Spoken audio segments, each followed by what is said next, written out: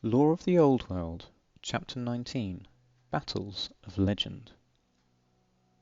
In the summer of the imperial year 2241, the Bretonnian king, Luen Orc-Slayer, who felt he had not yet truly earned this bold epithet, led his armies against the might of Warhammer Gap. For several seasons orcs had beset fair Bretonnia, raiding, looting, and looking for war. The northern dukedoms had fared the worst, and, in late 2239, Curon had been overrun. The once fair city sacked, and left smouldering. From there the province of Languil had been invaded.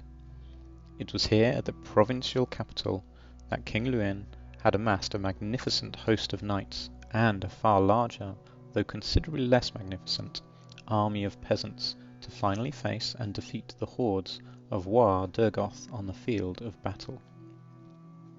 The armies had made their camps either side of the wide floodplain before the city, and in the pre-dawn light they drew their battle lines.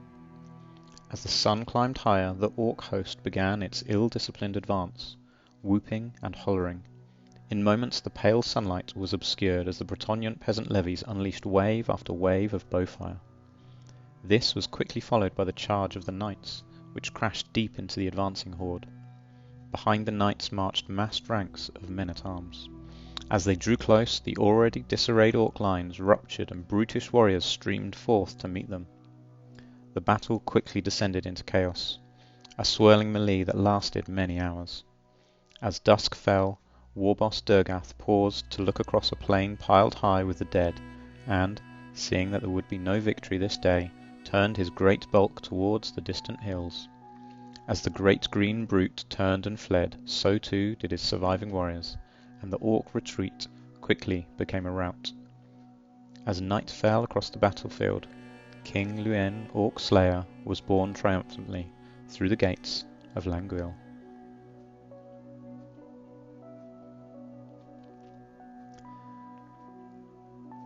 The Doom of Otto Todmeier III. The Wolf Emperor Otto Todmeier III of Osterland fought a long and bitter campaign set against the beasts of the Forest of Shadows. Their destruction became an obsession, driving him to greater acts of aggression. In the spring of the imperial year 2251, as had by now become tradition, bold Odo led his army forth from the great city of Middenheim into the surrounding forests. The forces at his disposal were a mix of veterans, who showed little fear as they marched along well-worn trails to camps built in previous years, and new recruits, who jumped and startled at every bird call heard or rabbit cough from the gloom. Unbeknownst to Odo, migrations from the south had bolstered beastmen numbers and emboldened the herds. The armies of the Wolf Emperor were soon brought to battle, facing ambushes and flank attacks as they marched along routes they believed secure, and it quickly became apparent that well-established marching camps and forest forts had been destroyed in the long, cold winter months. There followed a series of defeats for the armies of Osterland, and many of the Wolf Emperor's most trusted advisors implored him to retreat to the Fauschlag, to conscript more troops and build strength. But Odo would not hear it. If his forces retreated to build their strength, they granted the beasts of the forest freedom to do likewise. There followed a long and vicious campaign. The armies of Osterland fought more battles than in any year previously, slowly regaining the upper hand despite grievous losses. As summer turned to autumn and yearning for victory, Odo laid plans for a final battle deep within the dark heart of the forest. Sadly for Odo, this final battle was one too many, and he was dragged from his horse by the endless horde of braying beastmen. The remnants of his battered and broken army fled back to Middenheim, where what remained of his broken and bloodied corpse was entombed beneath the Fauschlag rock. The Battle of Pine Crags. In the imperial year of 1890, famed dwarf treasure hunter Grimmy Goldgather led an expedition from the Grey Mountains into the heart of Athel the Wren. There he sought out the lost caravan of an earlier dwarf adventurer, Grungni Goldfinder. With little to guide his search but vague references to the Pine Crags, Grimmy had little clue as to where his lost ancestors had made their last stand.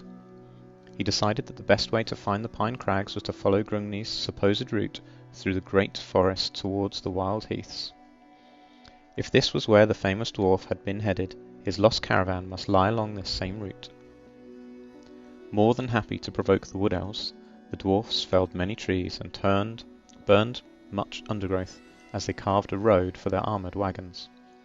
This did not go unnoticed by the Azrai, who very quickly became outraged at this display of wanton destruction. As the Dawi unknowingly entered the pine crags, the Azrai rushed to confront them. Splitting their strength, the wood elves hoped that the main body of their force would halt the inexorable dwarf advance and give time for a small flanking force to outmaneuver the enemy, capturing them in a deadly trap. Yet, much to the shock of the elves, an advance force of dwarf rangers had roamed far ahead of Grimmi's caravan, and was even now circling back towards the elven flank. No sooner had the two main forces met than the flanking forces also arrived from opposite sides of the battlefield. The battle quickly became a savage and swirling melee, from which the Azrai would emerge victorious. And as for Grimmi and his followers, they would perhaps have taken some consolation from their defeat had they but known their last stand was made a whole 100 yards beyond the long overgrown bones of their ancestors' ill-fated expedition.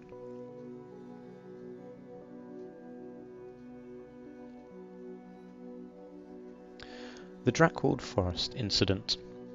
In the spring of the imperial year 2248, following the suspicious death of Duke Ludwig XI of the Great Duchy of Talabek, the chilly relations between the rival provinces of Talabek Land and Reichland for control of the imperial throne grew heated.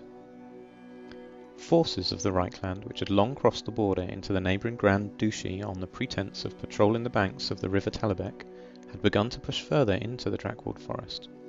Worse, many small towns within Talabek Land reported visitations from state troops of the Reichland accompanied by Sigmarite witch hunters and missionaries bent on doing their god's work. Rumours that priests of Tal had been hanged for heresy in the village of Garndorf quickly inflamed an already tense situation. In response, Duke Ludwig XII increased the strength of his patrols in the area. The first inevitable battle was fought when two rival marching columns met on the forest road outside Gutov. During a brief parley, the captain of the Talabheimer patrol, one Leonard van Obelman, ordered the Reichlanders to return beyond their borders. A seasoned veteran, he stated it was his duty to police the roads hereabouts, not the Reichlanders, but avoided any mention of rumoured hangings. The Reichland officer, Captain Magda Russell, might have agreed, but the witch hunter accompanying her, Dietrich Haslav, decided the matter. The fanatic demanded the Talabekheimers clear the road so that he might be about Sigmar's work, threatening to have flogged any who refused his orders. By way of reply, the Talabheimer troops began forming battle lines around their captain.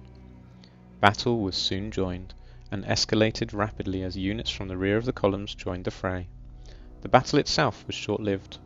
The Reichlanders may have been the superior force, but they had been on the road for weeks previously, whilst the Talabheimers were both fresh and impassioned. The witch hunter was captured, taken to Talabheim and tried. His execution was all the excuse the rival provinces needed to declare open war.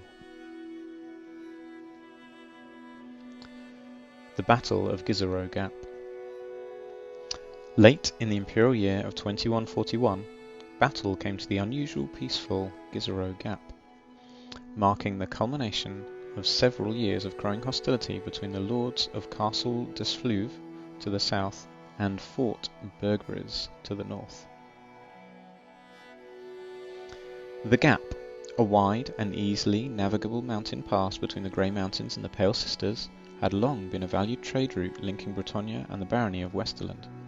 Consequently, the pass was guarded at either end by substantial forts, each heavily garrisoned.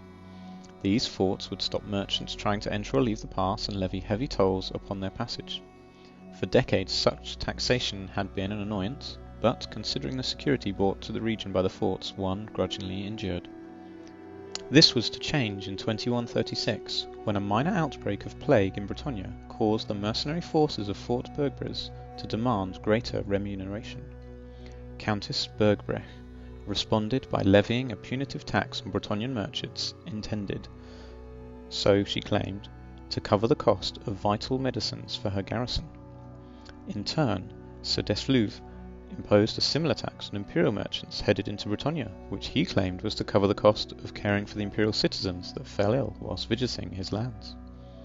This pattern continued for several years, even once the outbreak of plague had receded, with ever more ludicrous charges imposed upon travel through the gap. In response to complaints from merchants, each lord demanded loudly that their counterparts cease imposing extortionate fees upon travel, whilst ignoring all pleas to do so themselves. In time, complaints turned to threats, and threats turned to violence, and the garrisons of each fort marched forth to do battle. The battle itself was a brutal affair. The forces were hemmed in by the steep walls of the gap and unable to enact complex battle plans. Ultimately, the battle was to become a bloody stalemate. The conflict was eventually resolved sometime later by the heirs of both lords, for Sir Desfleuve fell in battle, and Countess Bergbrecht died some week later of her wounds. Their heirs quietly agreed to review the tolls.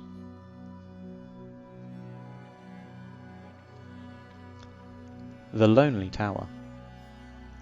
In early spring of the imperial year 2123, a large force of goblin wolf riders was reported to be raiding fishing villages around Reaver's Point on the northernmost coast of Couronne, and across the border of the swampy environs of Marienburg. Neither the Duke of Couronne nor the burghers of Marienburg considered this to be their problem. The raids were a minor irritation they expected their neighbour to deal with. By contrast, the local peasants felt strongly that goblins raiding and burning their homes was a terrible calamity. Reasoning that a long wait for a foreign government to intervene when it suited carried with it a high risk of untimely death, the peasants took matters into their own hands. Acting quickly, the villagers set up a network of watchtowers along the coast to ensure advance warnings of approaching raiders. As these went up, ad hoc regiments were formed of all able-bodied adults. These regiments wasted no time in garrisoning the various towers as soon as they were completed. All told, within just 3 weeks of the most recent raid, 7 watchtowers had been erected and a considerable fighting force amassed. With their preparations complete, the peasants waited for a signal that the wolf riders had been sighted.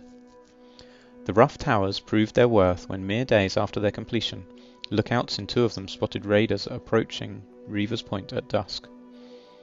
Beacon fires were lit and pigeons dispatched to warn the nearby villages, and the peasant regiments mustered to march forth to face the raiders. At the closest tower, the peasants met the goblins. The battle that followed, whilst lacking the splendour of cavalry charges and the percussive boom of artillery, was a savage and close-fought affair. The forces battled through the night, and as dawn lit the eastern horizon, the goblins had been routed. In the months and years that followed, the towers were built ever taller and sturdier. To this day, the villages around Reaver's Point maintain their towers and employ well-armed militias so that they may look to their own defence.